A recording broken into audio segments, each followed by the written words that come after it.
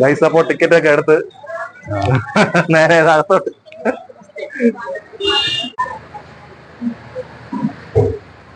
Guys അപ്പൊ അങ്ങനെ കടപ്പുറം എല്ലാം കണ്ട് ഏകദേശം നമ്മളിപ്പോ ശിവന്റെ ശില കാണാനായിട്ടുള്ള ആ ഒരു പാതയിലാണ് ഇപ്പൊ നിൽക്കുന്നത്.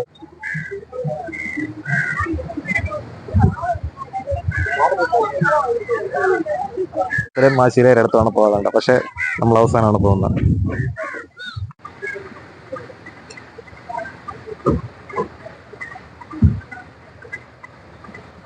അല്ല വെയില് തൊപ്പി ഞാൻ അതല്ലേ തൊപ്പിയാ വേണ്ട, തൊപ്പി വേണ്ട, കുഴപ്പമില്ല. നമ്മുടെ മാമനെ വെയിലത്ത് സഹിക്കാൻ പറ്റും. ഹലോ ഗൈസ്, കോബ്ര ലൈൻ ചാനലിലേക്ക് സ്വാഗതം.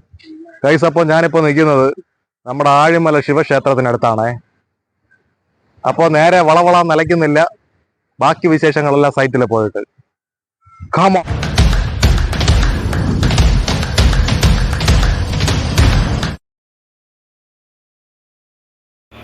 ഇപ്പൊ ഞാൻ നിൽക്കുന്ന സ്ഥലമാണ് ക്ഷേത്രത്തിന്റെ മെയിൻ ആയിട്ടുള്ള എൻട്രൻസ് വരുന്ന ഭാഗം. അപ്പോൾ നമ്മളിവിടെ ക്ഷേത്രത്തിനടുത്ത് എത്തിയിട്ടുണ്ടേ. ക്ഷേത്രത്തിനടുത്ത് ഇവിടെ വണ്ടി അവിടെ ഏകദേശം അവിടെ പാർക്ക് ചെയ്തിട്ടുണ്ട്. പാർക്ക് ചെയ്ത് ഇതെന്ന് പറഞ്ഞാൽ പണ്ടൊരു കുളിക്കാനുള്ള ഒരു കുളമൊക്കെ ആയിരുന്ന സ്ഥലമാണ്. ഇപ്പൊ കുളിക്കാനൊന്നും പറ്റൂല. പിന്നെ ഇതുവഴി നമുക്ക് കടലിലൊക്കെ ഇറങ്ങാനുള്ള സൗകര്യമുണ്ട്. തീവ്ര അപകട മേഖലയാണ്, അപ്പൊ ഇതുവഴി കടലിലോട്ടൊന്നും ഇറങ്ങേണ്ട സാഹചര്യം ഉണ്ടാക്കരുത്. നല്ല ആഴമുള്ള പ്രദേശമാണ് ഈ ലൊക്കാലിറ്റി ഒക്കെ, കടലാണെങ്കിൽ. അപ്പൊ നമുക്ക് എന്തായാലും ക്ഷേത്രത്തിലോട്ട് പോകാം. അപ്പൊ ഇതാണ് നമ്മുടെ ശില പ്രതിമയുടെ പുറകുവശം. ഈ നമ്മുടെ ഈ പാറയെല്ലാം നല്ല വെറൈറ്റി രീതിയിൽ കൊത്തിയെടുത്ത് അതിൽ സിമെന്റ് എല്ലാം പൂശി ഇപ്പൊ വേറെ വർക്കുകളൊക്കെ നല്ല രീതിയിൽ ചെയ്തു വരുന്നുണ്ട്. വേറെ നല്ല വെറൈറ്റി ഡിസൈൻ വർക്കെല്ലാം അകത്ത് വേറെ, അതൊക്കെ സസ്പെൻസ് ആണ്. വേറെ ഇപ്പൊ നടക്കുന്ന വർക്കൊന്നും പറയൂല. അതൊക്കെ നിങ്ങൾ ഇവിടെ ഭാവിയിൽ വന്നു കഴിഞ്ഞാൽ നിങ്ങൾക്ക് കാണാൻ പറ്റും. എന്തായാലും ഏകദേശം 2-3 വർഷത്തിനുള്ളിൽ ഏകദേശം പൂർത്തിയാവും. ഇപ്പൊ ഇതാണ് അതിന്റെ ശിവന്റെ ശിലയുടെ പുറകെ നിന്നുള്ള ആ ഒരു വ്യൂ.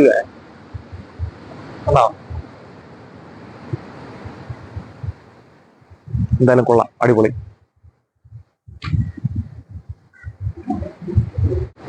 അപ്പൊ ക്ഷേത്രത്തിന്റെ പുറകു സൈഡിൽ കൂടെ നമുക്ക് ഇങ്ങനെ വന്ന് ഇവിടെ നിന്ന് കടപ്പുറത്ത് ഇറങ്ങാനുള്ള വഴിയുണ്ട്. കുറച്ചപ്പുറത്തൂടെ ക്ഷേത്രത്തിലോട്ട് കയറാനുള്ള വഴിയുണ്ട്. അപ്പൊ നമുക്ക് ഇപ്പൊ ഇവിടെ കാണുന്ന ടൂറിസ്റ്റുകൾ എന്ന് പറഞ്ഞാൽ ഏകദേശം കേരളത്തിന് പുറത്തുള്ള എന്ന് പറഞ്ഞാൽ മലയാളികളൊക്കെ കുറവാണ്. ഏകദേശം ഈ തമിഴ്നാട്, ഹിന്ദിക്കാരൊക്കെയാണ് ഏകദേശം നല്ല തിരക്കായിട്ട് ഇപ്പോൾ ഉള്ളത്. ഏകദേശം നല്ല ഗൈഡുമാരുടെ അവരെ ഈ ഫോണിലൊക്കെ കണ്ടു വെച്ചിട്ട് അങ്ങനെ ഇവിടെ നിന്ന് ഒരു ടീമായിട്ട് ട്രെയിനിൽ യാത്ര തിരിച്ച് തിരുവനന്തപുരത്ത് വന്ന് സ്റ്റേ ചെയ്തിട്ട് അവിടെ നിന്ന് അങ്ങനെ ഒരു ഗൈഡിനെയൊക്കെ സപ്പോർട്ട് ചെയ്ത് അങ്ങനെ വരുന്ന ടീംസാണ് കൂടുതൽ.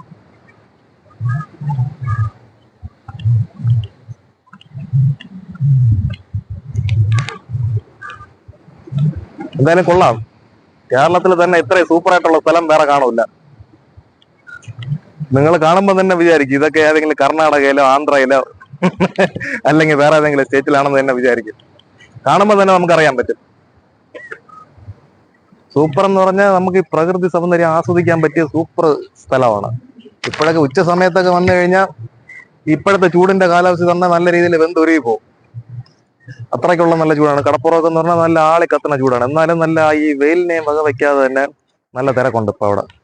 നമുക്കിതോ കാണാം, ഇവിടെ നിന്ന് കുറച്ച് ദൂരേ ഉള്ളൂ നമ്മുടെ വിഴിഞ്ഞം പോർട്ടും ഈ ക്ഷേത്രവും തമ്മിലുള്ള ഡിസ്റ്റൻസ്. അപ്പൊ അവിടെ നിന്ന് നമുക്ക് ഇവിടെ വരാനുള്ള വഴി എന്ന് പറഞ്ഞാൽ വിഴിഞ്ഞത്ത് തിരുവനന്തപുരത്ത് നിന്ന് വിഴിഞ്ഞം പോവാർ ബസ് കയറി കഴിഞ്ഞാൽ നമുക്ക് ഇവിടെ എത്താം. അപ്പൊ നല്ല മനോഹരമായിട്ടുള്ള ഈ കടല് തിര അടിച്ചിങ്ങനെ പതപ്പിച്ച് ഇങ്ങനെ വന്നുകൊണ്ടിരിക്കുകയാണ്. ഏകദേശം നമ്മളിപ്പോ ഇവിടെ എത്തിയത് ഒരു 3 മണി സമയത്താണ്. ഇപ്പൊ വേലി ഇറക്ക സമയമാണ്. ഏകദേശം വേലിയേറ്റ സമയമൊക്കെ ആകുമ്പോൾ കടൽ ഇതുവരെ ഞാൻ ഇപ്പൊ നിൽക്കുന്ന ആ പാറ അതുവരെ കടൽ കയറും. അപ്പൊ നമുക്ക് എന്തായാലും ഇപ്പോഴും ഇറങ്ങാൻ പറ്റൂല, അപ്പോഴും ഇറങ്ങാൻ പറ്റൂല. കാരണം വിഴിഞ്ഞം പോർട്ടൊക്കെ എന്ന് പറഞ്ഞാൽ സ്വാഭാവികമായിട്ട് കടൽ ആഴമുള്ള നമ്മൾ മണ്ണെടുത്ത് ഡ്രഞ്ചിങ് നടത്തി ആഴം കൂട്ടിയ സ്ഥലമല്ല, പ്രകൃതിപരമായിട്ട് ആഴം കൂടിയ സ്ഥലമാണ്. അപ്പൊ അതിനോട് അടുത്ത് വരുന്ന ഈ സ്ഥലമെല്ലാം നല്ല ആഴമുണ്ട്. അപ്പൊ ആയതിനാൽ കടലിലൊക്കെ ഇറങ്ങുന്നതൊക്കെ വളരെ സൂക്ഷിച്ച് ഇറങ്ങിയില്ലെങ്കിൽ നല്ല 8ന്റെ പണി കിട്ടുക.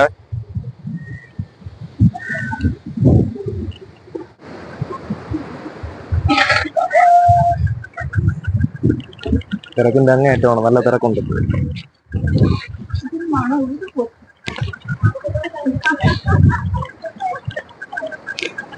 വണ്ടിയൊക്കെ പാർക്ക് ചെയ്യാനായിട്ട് നല്ല സ്ഥലമൊക്കെ ഉണ്ട് ഇവിടെ. പിന്നെ പുറത്തുള്ള ടൂറിസ്റ്റുകൾ അങ്ങനെ ഇപ്പൊ ടൂറിസ്റ്റുകൾ നല്ല തിരക്കുണ്ടെന്ന് പറയാൻ പറ്റൂല. തിരക്കൊക്കെ കുറഞ്ഞ ഒരു സമയമാണ്. അപ്പോൾ വെയിലത്തൊക്കെ നടന്ന ഒരു പരുവായി നമ്മുടെ പോകുന്ന വഴിയിൽ നല്ല അച്ചാറൊക്കെ ആയിട്ട് നമ്മുടെ ഒരു മാമി ഇവിടെ ഇരിക്കുന്നുണ്ട്. അപ്പൊ ഇതെങ്ങനെയാ? ഇതെന്താ അച്ചാറ്? ഇത് അച്ചാറല്ലല്ല, തണ്ണിമത്തൻ. ഇതെങ്ങനെയാ ഒരു കവറ്? 30. വാ ഐസപ്പോ ഞാൻ ഒരു തണ്ണിമത്തൻ മാച്ചേ.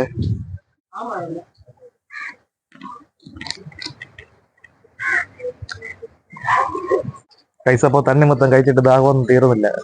അപ്പൊ എന്തായാലും ഒരു സോഡ സർബത്തൂടെ പറഞ്ഞിട്ടുണ്ട്. ഫ്ലേവർ ഏതാണ് ഒഴിക്കുന്നത്? ഫ്ലേവർ ഇഷ്ടമുള്ളത് നമുക്ക് പറയാം അല്ലേ? അപ്പൊ ഇഷ്ടമുള്ള ഫ്ലേവർ പറയാന്ന് പറഞ്ഞിട്ടുണ്ട്. അപ്പൊ ഇത്രയും ഫ്ലേവർ ഉണ്ടാവില്ലേ? Kiwi, apple, orange, strawberry. അപ്പൊ ഞാൻ എന്തായാലും കിവി പറയുവാണ് ഗൈസ്. കിവി ഞാൻ കഴിച്ചിട്ടില്ല. കിവി മതി, കിവി. ഗൈസ് അപ്പൊ നമ്മൾ ഇവിടെ വന്നപ്പോൾ വേറൊരു 2 സ്ഥലം ഇവിടെ ഹോളി, ഹാപ്പി ഹോളി, ഹാപ്പി. അപ്പൊ എനിക്ക് ഹിന്ദി അറിഞ്ഞൂടാ.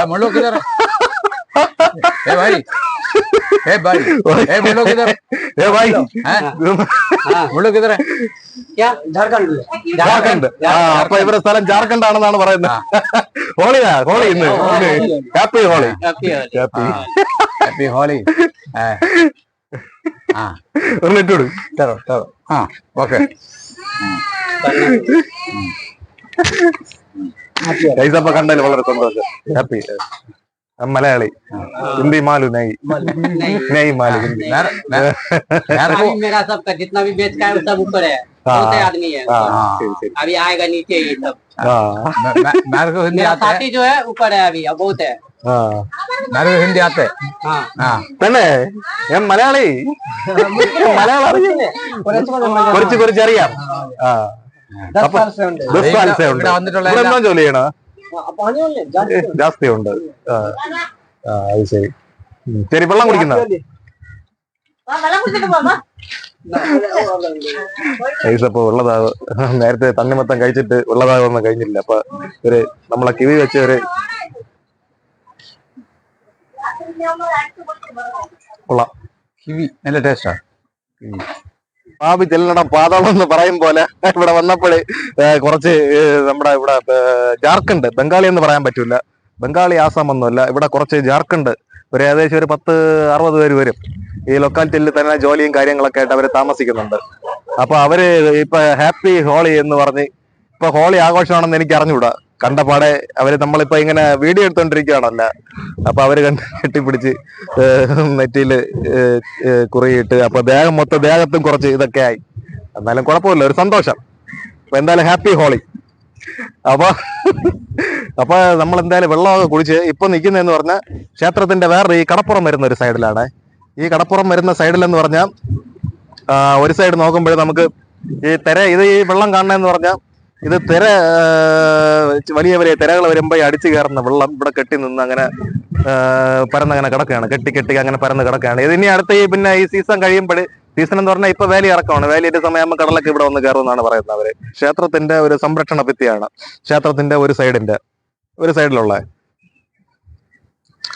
അപ്പൊ ഇതെല്ലാം മുൻകൂട്ടി തന്നെയാണ് ചെയ്തിട്ടുള്ളത്. ഈ വേലി ഏറ്റ സമയമാകുമ്പോഴേ വെള്ളമെല്ലാം ഇഞ്ഞ് വന്ന് കയറി അപ്പൊ നമുക്ക് ഇങ്ങോട്ടൊക്കെ ഇറങ്ങാനൊക്കെ ആയിട്ട് ബുദ്ധിമുട്ട്. നമുക്ക് അപ്പൊ കുറച്ചുകൂടെ അങ്ങ് മാറി ഇറങ്ങാൻ പറ്റുള്ളൂ. ഇപ്പോ വെക്കേഷൻ ടൈമിലൊക്കെ നിങ്ങൾക്ക് അടിച്ചു പൊളിക്കാൻ പറ്റിയ നല്ല സൂപ്പർ സ്ഥലമാണ്. വേറൊരു സൈഡ് എന്ന് പറഞ്ഞാൽ ഈ സംരക്ഷണ ഭിത്തി കൊണ്ട് നല്ല രീതിയിൽ ഈ നമുക്ക് ഈ ക്ഷേത്രത്തിന്റെ നേരെ പുറകെ കടപ്പുറത്തോട്ട് അങ്ങ് പോകാൻ പറ്റൂല. അവിടെ ഇതുകൊണ്ട് കയറ് വെച്ച് നല്ല രീതിയിൽ കെട്ടി തിരിച്ചിട്ടുണ്ട്. നമുക്കത് കാണാൻ പറ്റും.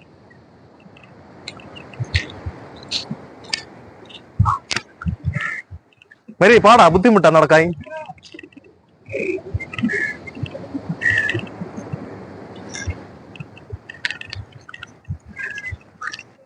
ഒരു രക്ഷയില്ലെന്ന് പറഞ്ഞാൽ ഒരു രക്ഷയുമില്ല. എന്തായാലും ആ ശിവന്റെ ആ ശിലയും നമ്മളെ ഈ കടലും ഒരു എന്റെ മോനെ ഒരു രക്ഷയില്ലെന്ന് പറഞ്ഞാൽ ഒരു രക്ഷയില്ല. ഒരു പ്രത്യേക വൈബാണ് ഗൈസ്. പ്രത്യേക വൈബ് എന്ന് പറഞ്ഞാൽ പ്രത്യേക വൈബാണ്.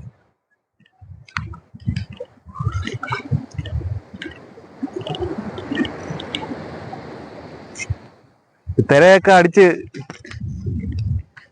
ഇവിടെയൊക്കെ എന്ന് പറഞ്ഞാൽ തിരകളൊക്കെ അടിച്ച് കയറിയ സ്ഥലമാണ്. തിരയൊക്കെ എപ്പോ വേണം ഇങ്ങോട്ട് വരാം. ഡേഞ്ചർ സോണാണ്. ഒരു സൈഡെല്ലാം നല്ല രീതിയിൽ കയറൊക്കെ കെട്ടി തിരിച്ചിട്ടുണ്ട്. അപ്പൊ തിര എപ്പോ വേണം ഇവിടെ കയറാം. തിര അങ്ങനെ അടിച്ച് കയറി വെള്ളമായിട്ട് കിടക്കുന്നതാണ് എന്റെ പുറകുവശം കാണാൻ പറ്റുന്നത് നിങ്ങൾക്ക്. ഡേഞ്ചർ അങ്ങോട്ട് പോലെ ഡേഞ്ചർ സോണാണ്. പോലും പോകുന്നില്ല.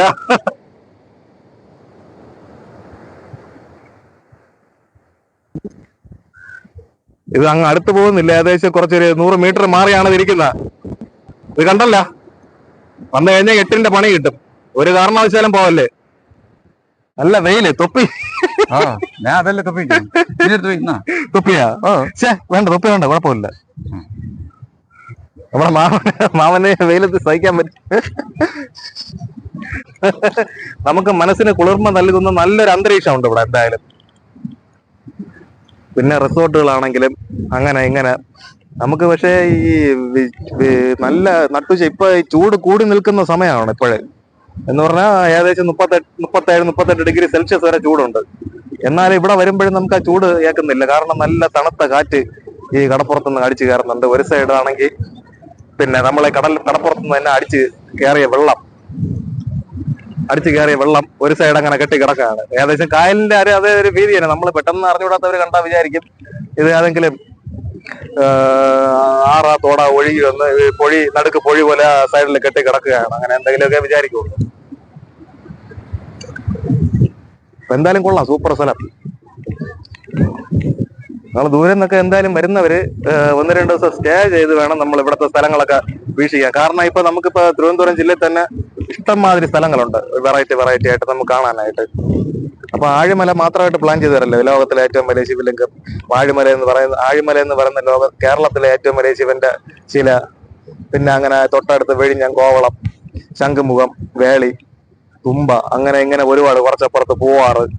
പിന്നെ അതിനപ്പുറത്ത് ഇവിടുന്ന് കുറച്ച് ദൂരമേ ഉള്ളൂ തമിഴ്നാട്, നമ്മളെ ബോർഡർ കഴിഞ്ഞ് അവിടെ കന്യാകുമാരി, കുളച്ചല്, തേങ്ങാപട്ടണം, തൃപ്പരപ്പ്, കാച്ചിപ്പാറ ഡാം, അങ്ങനെ ഇങ്ങനെ ചവറ് പോലെ.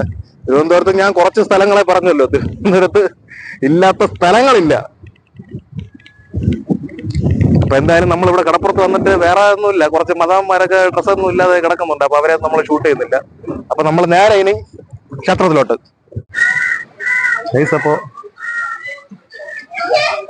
അപ്പൊ ഞാൻ വന്നപ്പോ വേറൊരു കാര്യം കണ്ട. ഇവിടെ നമ്മൾ ക്ഷേത്രത്തിൽ നിന്നല്ല, കടപ്പുറത്തുനിന്ന് നമ്മൾ ഏകദേശം ക്ഷേത്രത്തിലോട്ടും നമ്മളെ ശിലയിലോട്ടും കയറി പോകുന്ന വഴിമധ്യേ ആൽമര ചോട്ടിൽ ഒരുപാട് തൊട്ടിലുകൾ കണ്ട്.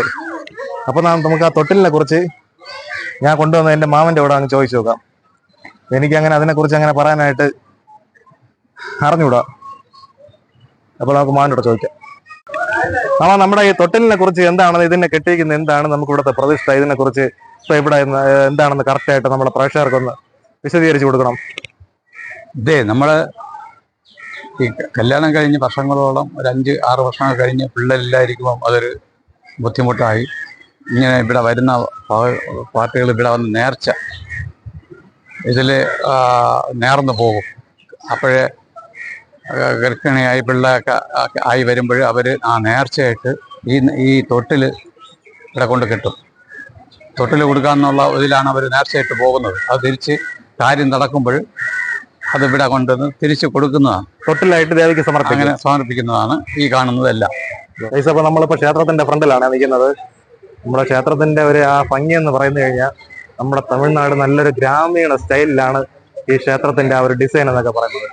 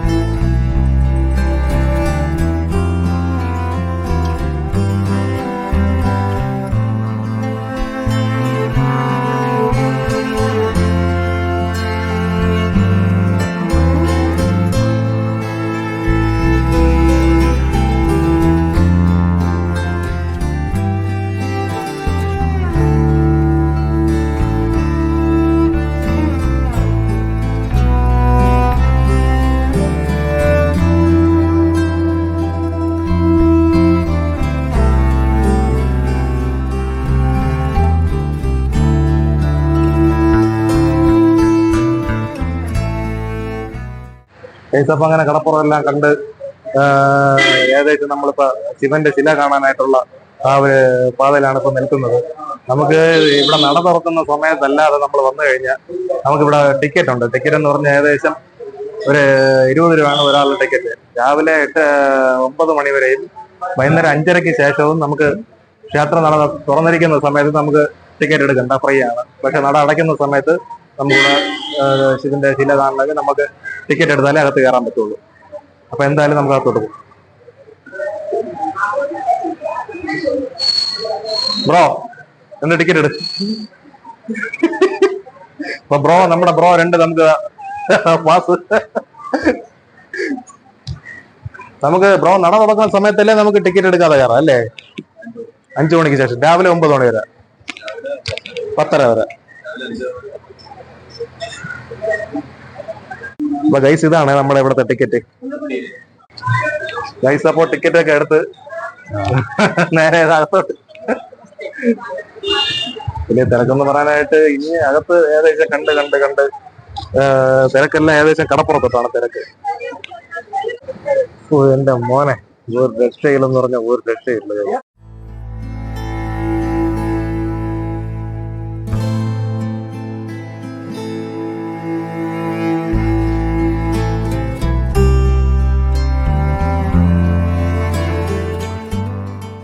പണ്ട് മുതലേ ഒരു ചെറിയ കൊച്ചു ആത്ര മാത്രമാണ് ഇവിടെ ഉണ്ടായിരുന്നത്. ഒരു ചെറിയ ഒരു ആത്ര.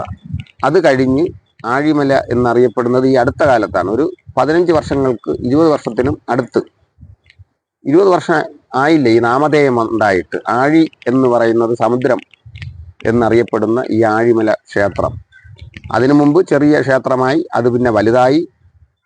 അതിന് മുകളിൽ വന്നതെന്ന് പറയാൻ ഈ ഗംഗാധരേശ്വര പ്രതിമ ഉണ്ടായത് ഇപ്പൊ ഒരു 6 വർഷം ആയതേ ഉള്ളൂ. 6 വർഷങ്ങൾക്ക് ശേഷമാണ് ലോകം അറിഞ്ഞു തുടങ്ങിയത് ആഴിമലയെ കുറിച്ച്.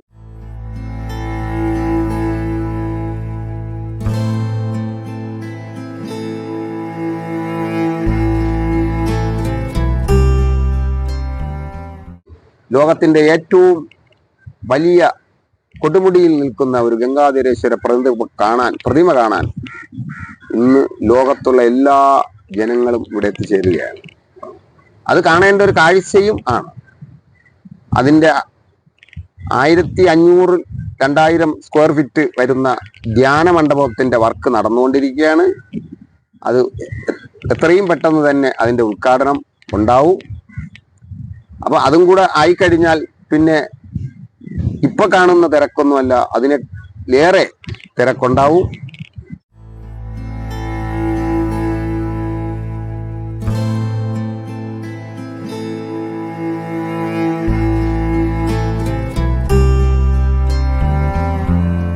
ഈ ക്ഷേത്രത്തിന്റെ ഐതിഹ്യം നേരത്തെ പറഞ്ഞു.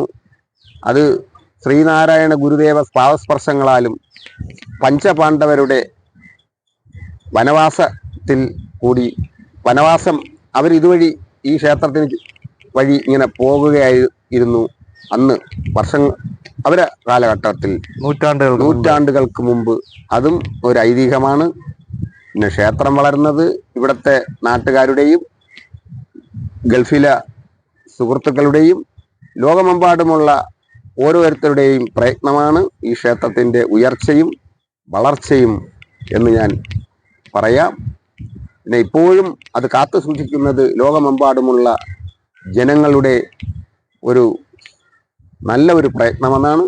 പിന്നെ അവിടുത്തെ നടവരവ്, അവിടുത്തെ നാട്ടുകാരുടെ സഹകരണം, അങ്ങനെ എല്ലാം കൊണ്ടും ഈ ക്ഷേത്രം നല്ല രീതിയിൽ ഇപ്പോഴും പൊയ്ക്കൊണ്ടിരിക്കുകയാണ്.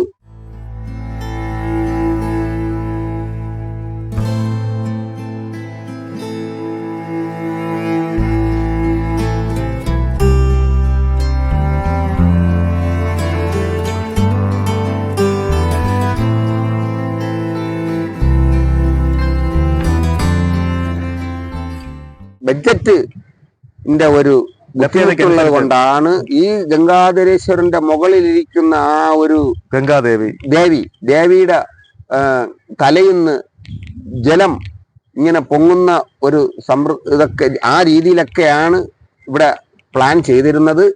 അത് ഇനി ഭാവിയിൽ വന്നുകൂടാന്നില്ല. അതിനുള്ള വർക്കെല്ലാം അടിയിൽ കൂടി ചെയ്തിട്ടുണ്ട്.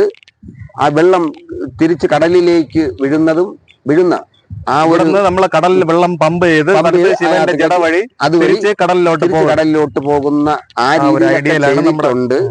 അതിന് ഭാവിയിൽ വന്നുകൂടാന്നില്ല. അപ്പൊ അതൊക്കെ മുൻപിൽ കണ്ടുകൊണ്ട് തന്നെയാണ് ഈ വർക്ക് ചെയ്തിരിക്കുന്നത്.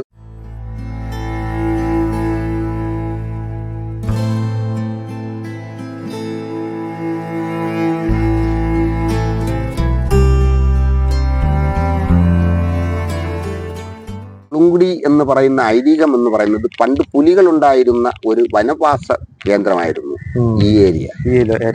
അന്ന് ഭയങ്കരപ്പെട്ട ഒരു വനമായിരുന്നു എന്നാണ് അറിയപ്പെടുന്നത്. അന്ന് പഞ്ചപാണ്ഡവര് വനവാസത്തിന് ഇതുവഴി ഇങ്ങനെ വരുന്ന സമയത്ത് ദാഹജലം കിട്ടാതെ ഒരു വലിയ വലിയ മലപ്രദേശമായിരുന്നു, വനമായിരുന്നു. അങ്ങനെ അവർക്ക് ദാഹജലത്തിന് വേണ്ടി പണ്ട് ഭീമൻ തന്റെ മുട്ട് കൊണ്ട് പാറയിൽ അമർത്തി അവിടെ ഒരു ചെറിയൊരു ഇതുണ്ടാക്കുകയും അവിടുന്ന് ആ വെള്ളം ഇവർ ഉപയോഗിക്കുകയും ആ തീർത്ഥജലം ഇപ്പോഴും ക്ഷേത്രത്തിന്റെ കിഴക്ക് വശമായ ഉറവിടമായി ഇങ്ങനെ ഒഴുകിക്കൊണ്ടിരിക്കുകയാണ് ഇപ്പോഴും. ആഴിമല എന്ന് പറയുന്നത് തിരുവനന്തപുരത്ത് നിന്ന് തമ്പാനൂരിൽ എപ്പോഴും ബസ് കിഴക്കേക്കോട്ടയിൽ നിന്നും തമ്പാനൂരിൽ നിന്നും അരമണിക്കൂർ ഇടവിട്ട് നമ്മളെ വിഴിഞ്ഞം പൂവാർ ബസ്സിൽ കയറിയാൽ ആഴിമല ജംഗ്ഷനിൽ ഇറങ്ങാം. അവിടെ നിന്ന് 1 കിലോമീറ്റർ ദൂരം മാത്രമേ ഉള്ളൂ ക്ഷേത്രത്തിലെത്താൻ. ക്ഷേത്രത്തിൽ ആട്ടയ്ക്കാണെങ്കിൽ 50 രൂപ. എപ്പോഴും ആട്ടയുണ്ട്. ക്ഷേത്രത്തിലെത്താൻ നടന്നു വരുന്ന ദൂരമേ ഉള്ളൂ ആഴിമല ക്ഷേത്രത്തിലെത്താൻ.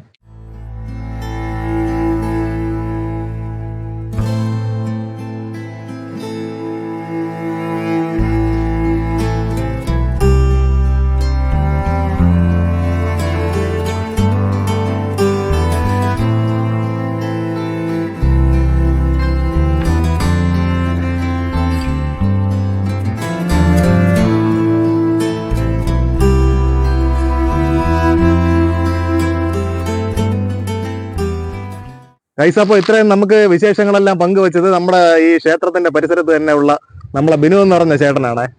അപ്പൊ ചേട്ടനെ ഇഷ്ടപ്പെടുന്നവര് ഒരു ലൈക്ക് കൊടുക്കണേ ചേട്ടന്. നമ്മുടെ അപ്പൊ ആഴിമല ക്ഷേത്രവും ബാക്കിയുള്ള ഇതിന്റെ പരിസരവും ബാക്കിയുള്ള വിശേഷങ്ങളെല്ലാം നിങ്ങൾക്ക് ഇഷ്ടപ്പെടുകയാണെങ്കിൽ നമ്മുടെ ചാനൽ ലൈക്ക് ചെയ്യുക, ഷെയർ ചെയ്യുക, സബ്സ്ക്രൈബ് ചെയ്യുക. അപ്പൊ പുതിയ വീഡിയോകളായിട്ട് ടീം കോബ്ര ലൈൻ വീണ്ടും നിങ്ങളുടെ ഫ്രണ്ടിൽ എത്തും വരെ ബൈ.